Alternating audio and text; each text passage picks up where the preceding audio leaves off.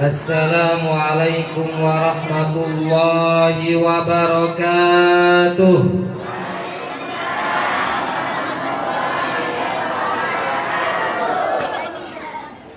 Masih semangat ibu-ibu? Saya kayaknya lebih berat untuk menoleh ke sebelah kiri. Lebih banyak soalnya. Yang laki-laki dipimpin oleh anak-anak yang depan ini. Semoga dijadikan anak-anak soleh. Tapi kalau dalam pengajian, ibu-ibu yang lebih banyak itu menguntungkan. Kenapa? Berarti tandanya jajannya dan berkatnya juga banyak nanti. Amin. Innal hamdalillah nahmaduhu wa nasta'inuhu wa nastaghfiruh. Wa na'udzu billahi min syururi anfusina wa min sayyiati a'malina. May yahdihillahu fala mudilla lahu wa may yudlilhu fala hadiyalah. Wa la haula wa la quwwata illa billah. Allahumma shalli wa sallim wa karrim wa majid ala sayyidina Muhammadin wa ala alihi wa sahbihi wa man walah, amma ba'd. Hadratil mukarramin, para alim, para ulama, wa khussu bidzikri, guru kita ada Al-Mukarram Kiai Haji Jamal Arif SPDI, ada ustadz-ustadz sahabat saya Al-Bajuri, lalu kemudian rekan-rekan sekalian, sahabat-sahabat daripada para habaib, para kiai yang hadir di tempat ini. Semoga kita semua mendapatkan keberkahan ilmu dan juga keberkahan amal dari mereka semua. Amin ya rabbal alamin. Yang saya muliakan pengurus Dewan Kemakmuran Masjid Al-Ikhlas, khususnya ketua DKM-nya Al-Mukarram Al-Ustadz Mukhtar Effendi. Semoga segenap jajaran pengurus masjid ini oleh Allah Subhanahu wa Ta'ala diberikan keikhlasan, keteguhan dalam berkhidmah, memotivasi, mensupport daripada umat baginda Nabi Muhammad SAW untuk tekun beribadah dan mensiarkan agama Islam. Bapak-bapak, ibu-ibu sekalian yang dirahmati oleh Allah Subhanahu wa Ta'ala, pada kesempatan malam hari ini saya ucapkan terima kasih sekali. Kenapa saya ucapkan terima kasih? Karena Al-Fakir sebenarnya agak bingung. Ini acara Isra Mi'raj, tapi dilakukan pada bulan Sya'ban. Utamanya lagi sekarang malam nisfus Sya'ban. Jadi mau ngomong apa ini? Tapi meskipun demikian, semoga di malam yang penuh berkah ini hajat-hajat kita oleh Allah Subhanahu wa Ta'ala dikabul. Dosa-dosa kita diampuni oleh Allah. Jadikan keluarga kita keluarga sakinah, mawaddah, warahmah. Anak-anak kita anak-anak yang soleh dan solehah.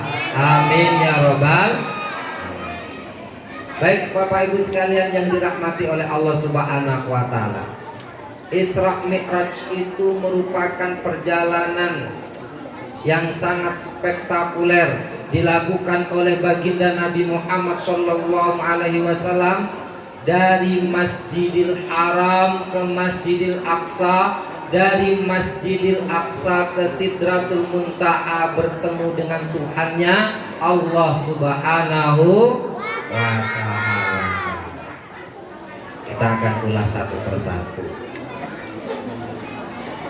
Bu, Tahu Masjidil Haram enggak? Taunya dari video, dari foto, atau pernah berangkat umroh? Pernah? Pernah haji? Yang belum pernah haji semoga cepat haji. Yang belum pernah umroh semoga cepat umroh. Yang sudah umroh semoga cepat kembali lagi. Biar tahu Ka'bah.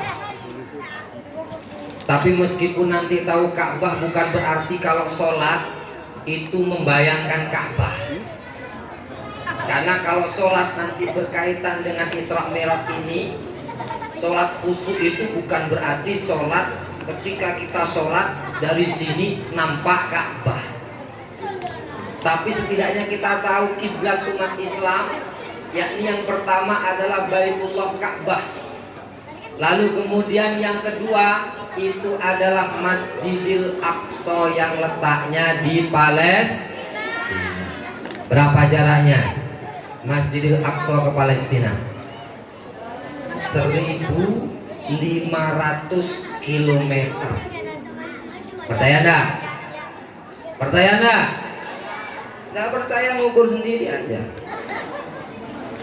Saya tadi lihat di Google soalnya berapa jarak Masjidil Haram ke Masjidil Aqsa. Ternyata 1.500 km. Sekarang sudah ada Google, ngapain kita harus mengukur sendiri? Jangan kayak Abu Nawas ketika ditanya berapa ukurannya bumi, dia menjawab sekian juta kilometer. Tidak percaya? Silahkan ukur sendiri. Dari Masjidil Haram ke Masjidil Aqsa itu 1.500 kilometer kurang lebih. Oleh baginda Nabi ditempuh dalam waktu yang hanya sesaat dalam peristiwa Isra. Hebat enggak? Ada yang lebih hebat dari itu? Ada. Jadi Isra ini, perjalanan dari Masjidil Haram ke Masjidil Aqsa, ini masih perjalanan yang biasa. Kenapa? Karena sebelum baginda Nabi Muhammad SAW ada seorang perdana menteri yang sangat hebat, namanya Asaf bin Barakhya. Perdana menterinya siapa itu? Nabi Sulaiman. Perdana menterinya Nabi Sulaiman yang namanya Asaf bin Barakhya itu mampu memindahkan singgasananya Ratu Balqis dari Sabah Yaman ke Masjidil Aqsa yang jaraknya 2000 km, 2400 km kira-kira. Percaya enggak? Percaya enggak? Kalau enggak percaya lihat di Google, ada di situ. Masjidil Haram ke Masjidil Aqsa 1.500 km. Masjidil Aqsa ke Yaman 2.400 km. Kira-kira jauhan mana? Jauhan Masjidil Aqsa ke Yaman. Cuma hebatnya, meskipun jarak antara Masjidil Aqsa ke Yaman, Asaf bin Barakhya pada saat itu memindahkan singgasana Ratu Balqis yang hanya sekedap mata, mengalahkan daripada Ifrit yang menawarkan untuk dipindah sebelum dia beranjak dari tempat duduknya. Asaf bin Barakhya ini seorang manusia, perdana menterinya Nabi Sulaiman, bukan nabi, bukan rasul, bisa memindahkan. Cuma yang dipindah itu barang, bukan manusia. Yang dipindah itu benda mati, bukan manusia. Beda kalau yang dipindah itu manusia. Itu bisa hancur lebur dengan kecepatan seperti itu. Kemarin ketika coblosan, kita buka kertas suara, kita buka kertas suara. Saya tidak bicara tentang presiden atau wakilnya atau DPR atau DPR RI. Yang unik ketika saya buka itu ketika kertas suara itu yang berupa DPD. Nggak ada yang kenal saya dulu. Yang kenal cuma Komeng yang kenal tuh. Emang ada apa Ustaz dengan Komeng? Jadi ketika saya ingat Komeng itu, ingat dengan motor Yamaha Jupiter. Begitu cepatnya motor Yamaha Jupiter, aksinya Komeng itu sampai kakinya terbang, mulutnya itu melenggok-melenggok. Masih ingat? Apa artinya? Bu, manusia berpindah dari satu tempat ke tempat lain maksimal hanya mampu dalam kecepatan 250 km per jam. Kalau lebih daripada itu, yang namanya sel atau molekul dalam tubuh kita itu akan kocar-kacir, akan pecah, hancur. Kalau kita itu melesat, kecepatannya melebihi dari 350 km per jam, hancur tubuh. Makanya pilot-pilot pesawat itu sebelum menerbangkan pesawat, fisik itu dilatih. Karena kalau nggak fisik dilatih, dia akan melawan gravitasi bumi, naik ke atas ataupun kemudian terbang mendatar, itu akan ketarik gravitasi bumi, lalu belum lagi benturan-benturan udara. Ini yang namanya tubuh itu bisa hancur, kecuali Superman. Nah, Superman bisa cepat nggak hancur itu, tapi dalam artinya apa? Oke, jarak antara Masjidil Aqsa ke Yaman 2.400 km, lebih jauh daripada perjalanan Isra dari Masjidil Haram ke Masjidil Aqsa. Tapi hebatnya yang dilakukan atau yang dibawa ini adalah manusia. Sedangkan yang jauh tadi hanya benda mati. Makanya dikatakan oleh Allah Subhanahu wa taala, subhanalladzi asra.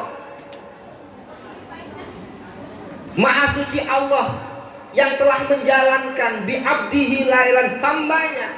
Jadi Allah angkat, Allah jalankan baginda Nabi dari Masjidil Haram ke Masjidil Aqsa, nyampe dalam waktu sekejap tanpa kurang apapun, tanpa kerusakan otak. Kenapa kok dikatakan kerusakan otak? Karena kalau sering lihat film action enggak? Nah, kemarin ada film action terbaru tentang pesawat tempurnya Amerika. Ya, orang kalau mau mengendari pesawat tempur itu kalau terlalu ngebut, enggak kuat gravitasinya, otak ini bisa terjadi tekanan, bisa langsung.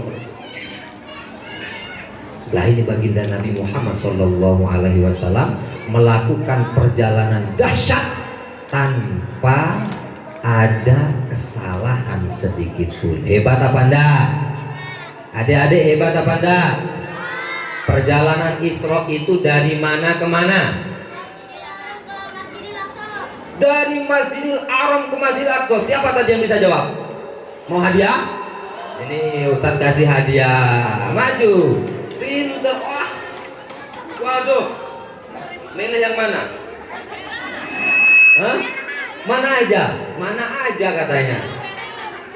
Makasih sama-sama. Kesempatan nggak datang kedua kali.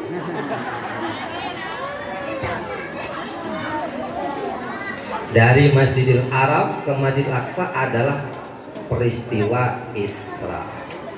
Jadi begini, para nabi itu masing-masing memiliki keutamaan-keutamaan, dan keutamaan terbesar diberikan oleh baginda Nabi Muhammad Sallallahu Alaihi. Perjalanan di dunia dengan sebegitu hebatnya dilakukan oleh orang-orang terdahulu, termasuk dilakukan oleh baginda Nabi Muhammad Sallallahu Alaihi Wasallam, lalu kemudian diwarisi oleh para penerusnya. Siapa itu? Al ulama warasatul anbiya. Jadi mukjizat Rasulullah bisa berjalan dengan cepat dari Masjidil Haram ke Masjidil Aqsa itu diwarisi oleh ulama-ulama setelahnya, yang kemudian disebut sebagai karomah.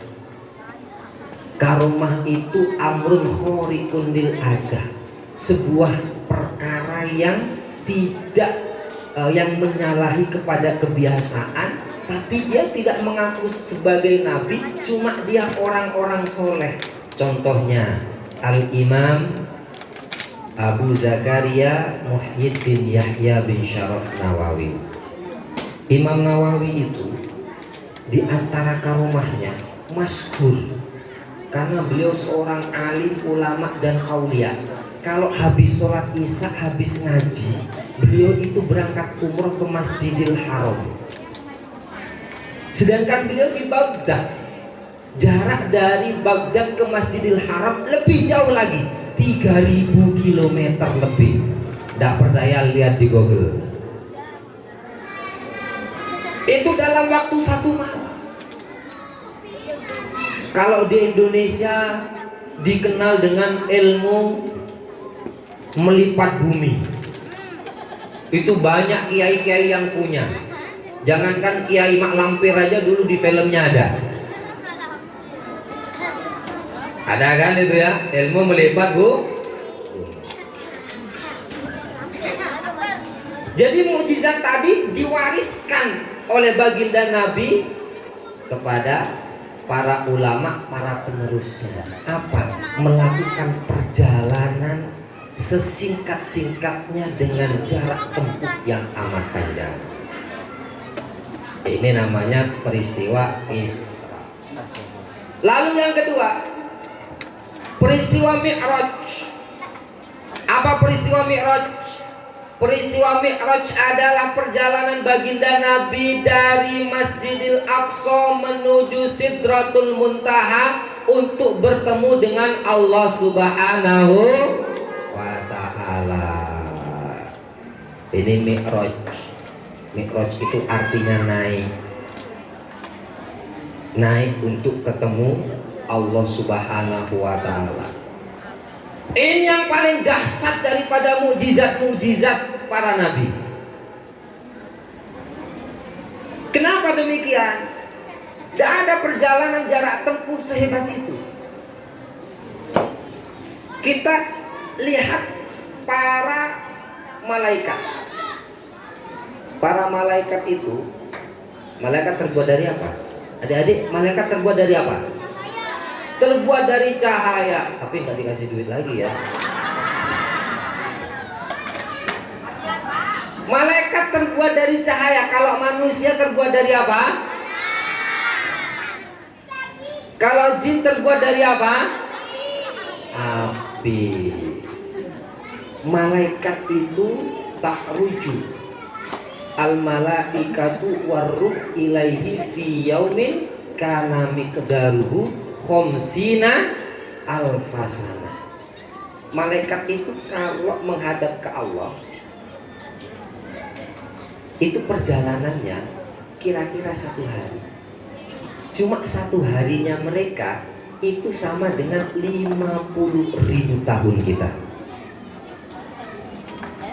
Maka daripada itu, perjalanan baginda Nabi yang enggak lebih dari 1 malam. Rasulullah itu mi'rajnya nggak lebih dari 1 malam. Sampai disebutkan dalam riwayat tempat duduknya baginda Nabi itu masih hangat. Sedangkan Rasulullah Shallallahu Alaihi Wasallam itu perjalanannya naik ke atas, menembus langit tingkat 1, tingkat 2, tingkat 3, tingkat 4, 5 sampai 7, hingga kemudian lanjut sampai pada Sidratul Muntaha. Wis kau nok mungkin mana itu. Itu sudah paling kutuk. Kita sekarang hitung kehebatannya. Kita hitung kehebatannya. Seperti apa kehebatannya? Kita nih, ibu-ibu pernah naik pesawat terbang? Pernah? Belum? Semoga cepat naik. Naik saja ada di Karawang itu kalau nggak salah. Yang masih parkir di Karawang ya, Septik 21 itu kalau nggak salah ya. Pesawat terbang ada yang paling cepat. Kalau sekarang Indonesia punya Sukhoi, itu yang paling cepat. Kita nih kalau menggunakan Sukhoi, pesawat terbang tercepat di Indonesia, mau menuju bintang terdekat yang dapat kita amati dengan mata kita. Nah, kalau kita lihat langit, nah, adik, lihat, ada bintang nggak? Oh, lagi mendung berarti ya. Kalau pas lagi terang, kita lihat bintang itu, bintang kecil, tampaknya kecil di langit. Kita jalan ke sana menggunakan pesawat paling cepat di dunia. Butuh waktu 9.000 tahun. Jauh enggak? Jauh. Kalau ada kendaraan tercepat di dunia melebihi daripada cahaya, di mana cahaya itu kecepatannya per detiknya 300.000 kilometer, lalu kemudian melesat menuju ke bintang terdekat yang dapat kita amati dengan mata, butuh waktu 4 juta tahun. Butuh waktu 4 tahun, maaf. Kalau pakai pesawat tadi 9.000 tahun. Kalau pakai kecepatan cahaya itu butuh waktu 4 tahun. Ini langit tingkat pertama yang oleh Allah Subhanahu wa taala sebutkan dalam firman-Nya, walaqad zayyana as-samaa'a ad-dunya bimasabiha wa ja'alnaha rujuman lisyayatin. Surat apa itu? Ibu-ibu, surat apa? Hafal enggak? Hah? Enggak jadi ah. 10 ribuan malu saya. Surat Al-Muluk atau tabarakalladzi biyadihil mulku wa huwa ala kulli syai'in qadir. Dibaca. Kalau hafal itu katanya nanti di dalam kubur tidak akan dimakan belatung. Kalau ndak hafal maka diistiqomahkan untuk dibaca sebelum tidur atau setelah sholat duha. Kata Allah Subhanahu wa taala, walaqad zayyana sama'ad dunya. Langit dunia, sama itu langit. Sama itu dunia berarti langit dunia. Langit dunia itu dihiasi dengan bintang-bintang. Berarti bintang-bintang itu ada di langit dunia, langit tingkat pertama. Untuk sampai kita kepada bintang terdekat di langit tingkat pertama menggunakan kecepatan cahaya, maka butuh waktu 4 tahun. 4 tahun. Menggunakan pesawat tercepat 9.000 tahun. Bagaimana dengan langit tingkat 2, tingkat 3, tingkat 4, tingkat 5, atau bahkan Sidratul Muntaha? Jadi baginda Nabi itu Mi'raj itu bukan lagi menggunakan kecepatan cahaya, melebihi daripada kecepatan cahaya. Bahkan malaikat pun menghadap Allah Subhanahu wa taala itu butuh waktu 1 hari. Sedangkan pada saat itu malaikat Jibril mendampingi baginda Nabi Muhammad sallallahu alaihi wasallam. Hebat enggak itu? Hebat enggak? Hebat. Jadi kalau ada yang ngomong bahwasanya kita itu nanti di era selanjutnya akan pindah ke Mars, ada manusia pertama yang kemudian menginjakkan kaki ke bulan. Nah, siapa? Apa? Siapa? Karen Armstrong katanya. Neil Armstrong, Karen Armstrong. Nama artis itu. Bohong itu, bohong. Tidak ada yang bisa. Allah Subhanahu wa taala sudah tegaskan, ya ma'syaral jinni wal insi in istata'tum an takfudu min aqtaris samawat fanfudu la tanfuduna illa bisultan. Manusia, hai bangsa jin, kalau kamu bisa melintasi, menjajaki bumi dan langit silakan, tapi kamu gak akan mampu. Bumi kita itu seperti ada pelindung yang gak bisa ditembus oleh manusia biasa, kecuali orang-orang yang mendapatkan kekuatan dari Allah Subhanahu wa taala. Gak bisa. Gak ada perjalanan ke bulan itu. Dibodoh-bodoh gitu. Itu program 4 triliun dolar dulu, 4 triliun rupiah. Kenapa? Untuk menjadikan satu negara sebagai negara superpower. Kenapa? Biar dilihat hebat buat kebohongan. Apa? Manusia bisa sampai ke bulan. Apalagi kebohongan yang terkenal, manusia itu keturunan monyet. Bu, dulu sekolah SD diajarin itu apa enggak? Diajarin? Percaya? Percaya enggak? Percaya kalau manusia keturunan monyet? Saya dulu pusing ngaji itu. Katanya ustadz dilanggar di masjid, di musola, manusia pertama adalah Nabi Adam. Sampai sekolah katanya Pak Guru, manusia itu hasil evolusi dari monyet. Akhirnya saya mikir, saya ini keturunan manusia apa keturunan monyet?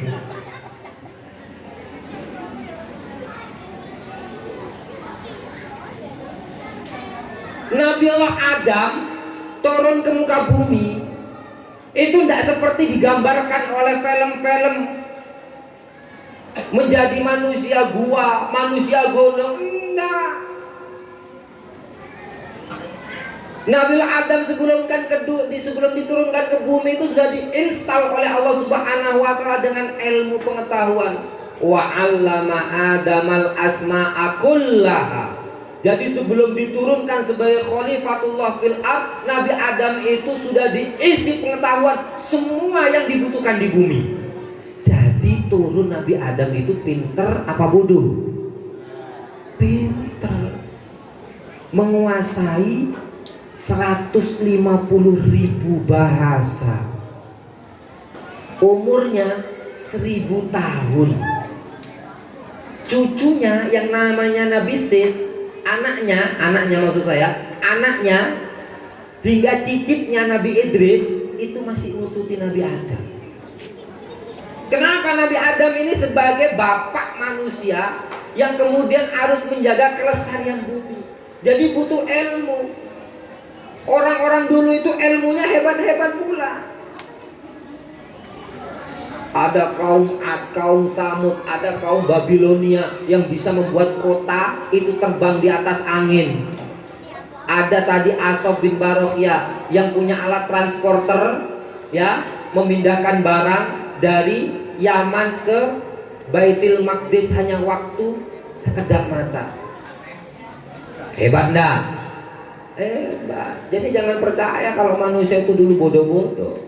Tapi mereka dihancurkan oleh Allah. Kenapa? Ilmu pengetahuan itu mengalahkan terhadap keimanan. Yang seharusnya keimanan tadi itu memperkuat ilmu, yang harusnya ilmu pengetahuan tadi memperkuat keimanan. Makanya diterangkan tadi, perjalanan Mi'raj itu perjalanan yang sangat dahsyat dalam ilmu pengetahuan. Dah meluncur baginda Nabi di langit pertama, langit kedua, langit ketiga, lalu kemudian ditunjukkan oleh Allah Subhanahu wa taala surga, ditunjukkan kemudian oleh Allah Subhanahu wa taala neraka, lalu kemudian bertemu dengan Allah, pulang bawa oleh-oleh. Apa itu oleh-olehnya? Sholat 5 waktu.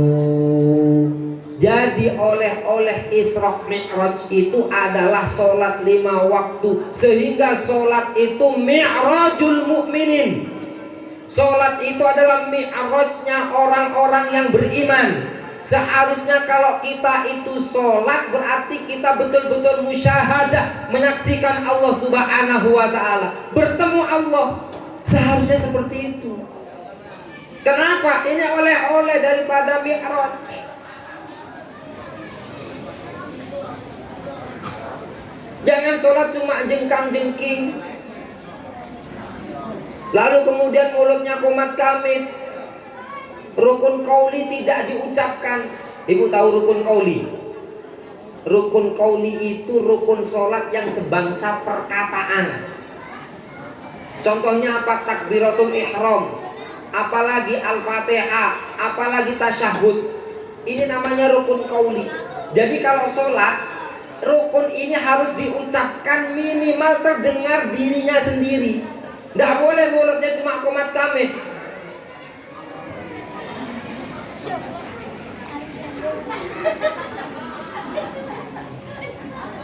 Meskipun hatinya tadi baca. Yang namanya rukun qauli itu harus diucapkan minimal oleh dirinya sendiri. Allahu Akbar. Bismillahirrahmanirrahim. Alhamdulillahirabbil alamin. Tidak boleh mulut cuma kumat kamit, tidak sah itu sholatnya. Tapi itu semua hanya bentuk fisik daripada sholat. Kalau fisiknya sudah sempurna, maka batinnya juga disempurnakan dengan ihsan. Sehingga ketika kita sholat, kita betul-betul mampu musyahadah, menyaksikan, bertemu Allah Subhanahu wa ta'ala. Kalau tidak mampu melihatnya, maka berpura-puralah seakan-akan Allah melihat diri kita, diawasi olehnya. Bukan kemudian sholat takbir Allahu Akbar, yang diingat kuncinya tadi yang hilang, atau yang diingat nanti habis ini mau datang tukang kreditan, atau yang diingat besok arisan pakai apa ya. Al-Imam Abu Hamid bin Muhammad Al-Ghazali dalam kitabnya Tahaffutul Falasafah mengatakan, orang beribadah atau orang sholat itu seperti seorang hamba yang menghadiahkan permaisuri kepada raja. Jadi ada seorang hamba menghadiahkan permaisuri kepada raja.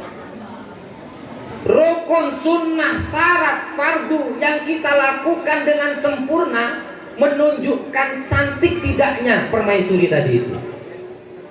Tapi musyahadah, keikhlasan, dan asidku fil ibadahnya itu adalah ruh daripada sholat tadi.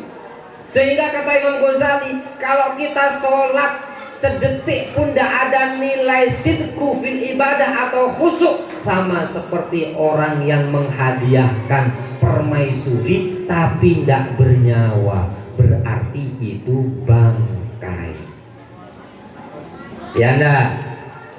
Atau boneka cantik tapi tidak ada nyawanya, mau enggak? Mau enggak nikah sama boneka? Tidak mau lah. Makanya oleh Imam Ibnu Athaillah As-Sakandari disebutkan, al-a'mal suratun qaimatun wa arwa'u awujudu siril ikhlas. Amal kita, ibadah kita termasuk sholat itu hanya bentuk fisik, sedang ruhnya itu adanya rahasia ikhlas. Ma huwa sirul ikhlas, asidku fil ibadah, jujur ibadahnya. Apa maksudnya jujur ibadah? Antara lisan dan gerakan sesuai dengan hati.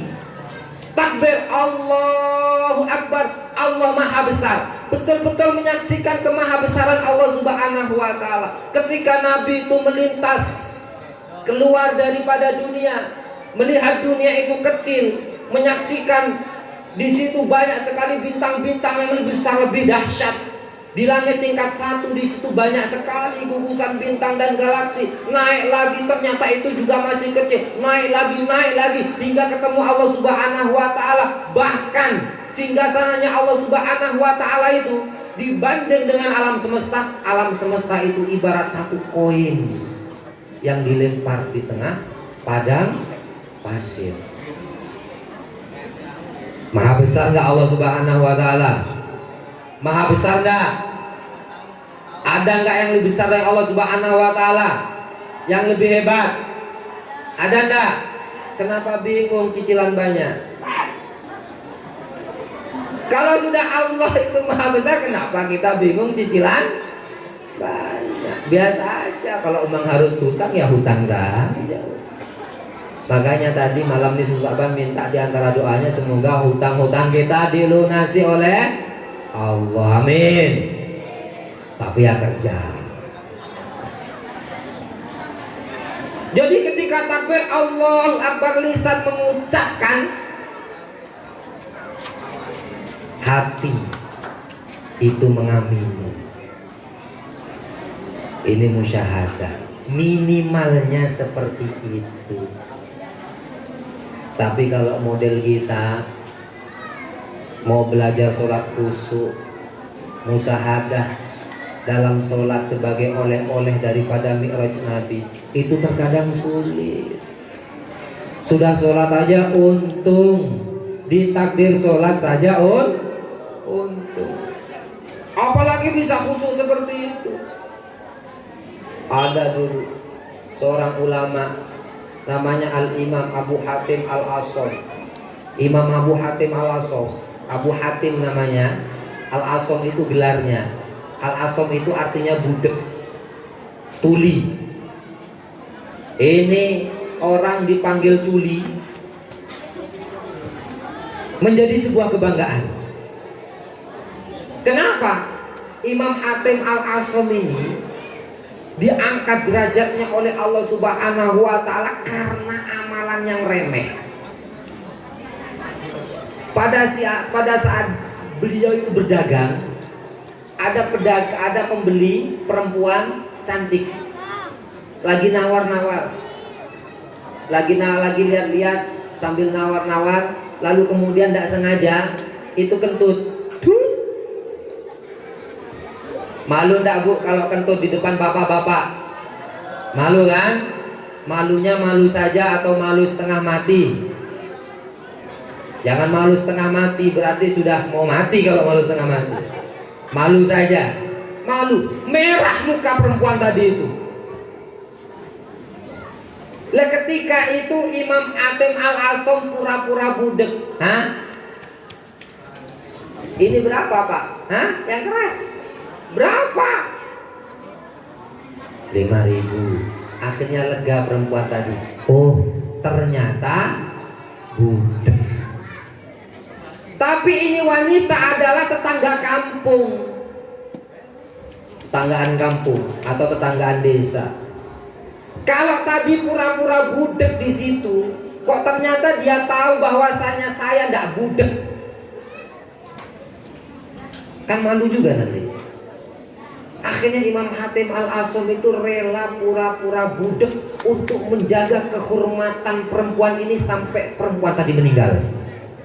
Berapa tahun? 20 tahun pura-pura budek. Bayangkan, 20 tahun pura-pura budek. Setelah wanita ini meninggal, akhirnya kebiasaan, sehingga disebut Al-Imam Hatim Al-Asom. Ini sholatnya terkenal khusyuk, sampai sahabatnya datang pengen ngaji sama dia. Kalau ada murid mengagumi gurunya itu biasa, tapi kalau ada sahabat mengakui sahabat akan kealimannya itu luar biasa. Kenapa? Kadang kalau kita punya teman alim sedikit kayak gengsi gitu mau datang. Kadang kita kalau punya teman sukses sedikit kayaknya malu. Kadang kita kalau punya teman sedikit memiliki prestasi, kita susah untuk mengakuinya. Apalagi itu satu alma mater sedangkan kita seniornya. Itu manusiawi. Lah ini datang temannya, pengen ngaji, tanya, Syekh, kamu katanya sholatnya khusyuk, apa resepnya? Biasa saja saya sholat. Oh masa? Soalnya kabarnya begini. Tolong ajari saya. Saya kalau sholat, sebelum sholat bersuci dari 2 hal. Apa? Yang pertama bersuci dohir. Bersuci dohir itu seperti yang kamu ketahui. Lalu yang kedua bersuci dari 7 perkara dalam hati. Bersuci batin. Apa saja itu? Kalau sebelum sholat ketika bersuci, satu bersuci dohir, yang kedua bersuci batin. Sebelum sholat saya bertobat dari sifat sombong, ujub, riya, hubbu dunya, hubbu riyasah, hubbu nisa, dan juga sifat-sifat akhlak buruk yang lain. Lalu setelah itu saya hadapkan diri saya ke kiblat. Saya mantapkan dengan niat, tampak di hadapan saya itu adalah Ka'bah. Di samping kanan saya surga, di samping kiri saya neraka, di bawah kaki saya itu adalah Shiratal Mustaqim, dan di belakang saya tampak malaikat maut yang siap untuk mencabut nyawa. Dan ketika takbir aku kumandangkan Allahu Akbar, hilang semua itu. Yang ada hanya Allah Subhanahu wa ta'ala.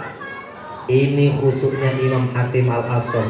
Ditanyakan, berapa tahun engkau sholat seperti itu? 40 tahun. Makanya nama beliau harum.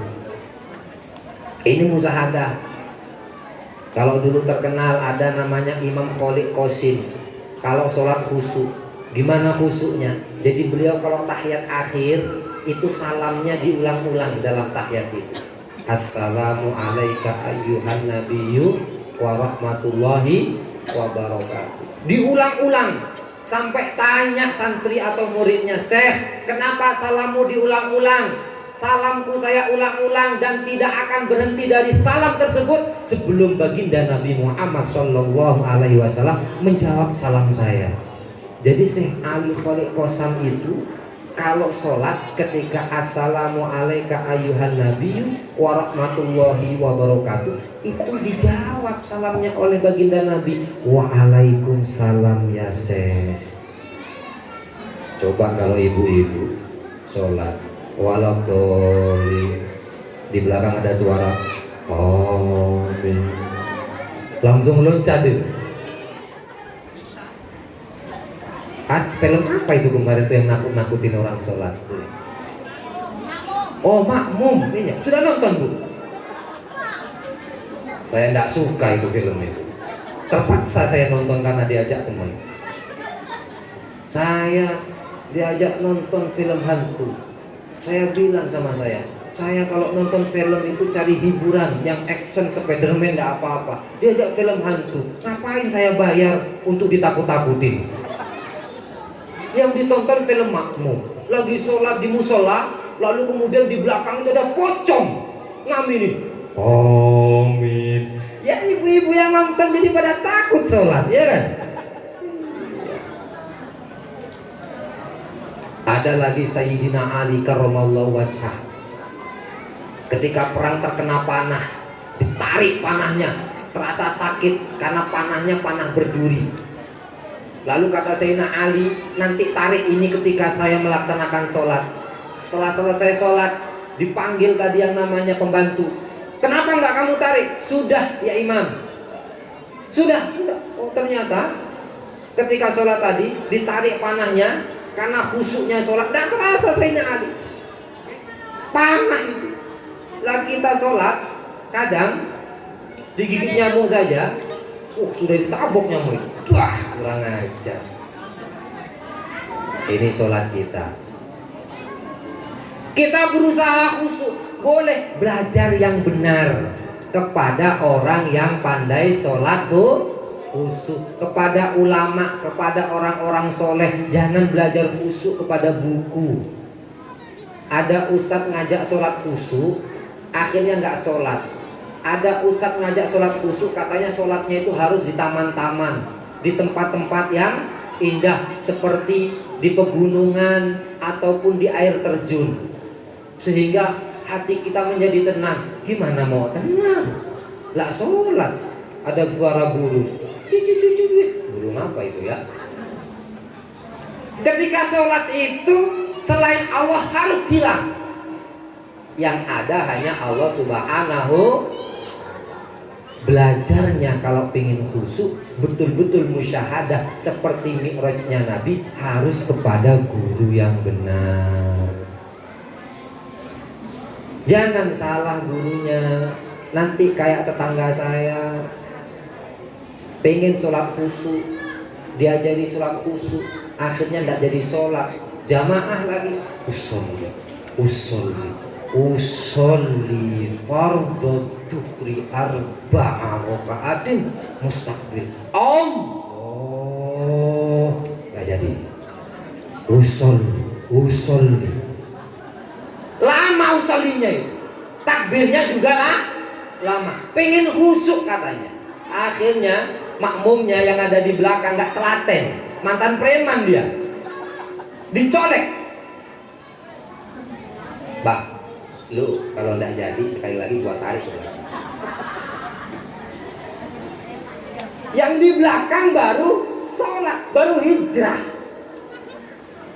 Imamnya pengen khusyuk tapi salah guru, usollinya nggak selesai dicolek. Bang, kalau nggak selesai nggak jadi, buat tarik ke belakang.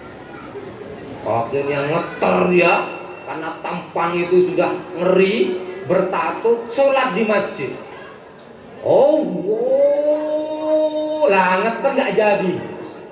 Akhirnya ditarik, bang, biar gua aja. Maju tuh preman, baru hijrah, belum sempat ngaji, baru tobat. Ya enggak apa-apa, alhamdulillah tobat. Tapi ya jangan jadi imam dulu lah, nanti jadi imamnya. Akhirnya dia takbir, Allahu Akbar.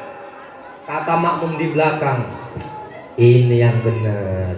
Tampang boleh, ngeri. Tapi seperti ini sholatnya, di belakang takbir semua. Allahu Akbar, Allahu Akbar. Sedang Allahu Akbar, bukannya baca Fatihah, noleh. Gini aja repot. Jadi noleh gini aja repot. Akhirnya makmumnya bubar itu. Subhanallah. Didorong. Salah satu santri yang sempat ngajinya nggak beres, baru mondok tapi sudah boyong. Biasanya kalau yang seperti itu dijadikan imam kan ngeter, tahu ngeter ya? Ngeri. Tapi dipaksakan, akhirnya dia maju. Allahu Akbar. Bismillahirrahmanirrahim. Alhamdulillahirabbil alamin. Nah, jadi benar, Ghairil maghdubi alaihim waladdallin. Bingung mau baca apa, akhirnya baca Al-Kafirun. Qul ya ayyuhal kafirun la a'budu ma ta'budu wa la antum a'buduna ma a'budu wa la ana a'budu ma a'budu wa la antum a'buduna ma a'budu wa la ana a'budu ma a'budu wa la antum a'buduna ma a'budu. Bingung ini berhentinya di mana ini? Wala antum abiduna ma'abud wala ana abidu. Wah, ini sudah kelihatan ngeternya ini. Di belakang bilang lakum dinukum waladdallin. Di belakang amin lagi. Ini salatnya ngajinya nggak di ustad al-ikhlas ini soalnya. Pengen khusyuk tapi salah bubar dah sholat itu. Ada yang sholatnya terlalu khusyuk sampai lupa. Dari khusyuknya sampai lupa. Merasa nyaman dengan sholat. Allahu Akbar. Setelah Al-Fatihah waladdallin amin. Bismillahirrahmanirrahim. Alif lam mim. Zalikal kitabul la raiba fihi hudal lil muttaqin alladzina yu'minuna bil ghaibi wa yuqimuna sholata wa mimma razaqnahum yunfiqun. Al-Baqarah dibaca. Kok nggak selesai-selesai? Ini makmumnya orang kampung jeret di belakang. Huwa ini. Oh suwi-suwi katanya itu. Jadi kalau kita sholatnya ingin betul-betul musyahadah seperti mi'rajnya baginda Nabi yang pulang membawa oleh-oleh sholat, maka harus belajar khusyuk. Belajar khusyuknya pun harus belajar kepada guru yang benar. Insya Allah kita itu bisa khusyuk. Ini oleh-oleh. Ma'asyiral muslimin yang dirahmati oleh Allah. Sudah pas 1 jam. Saya tadi naik 21 31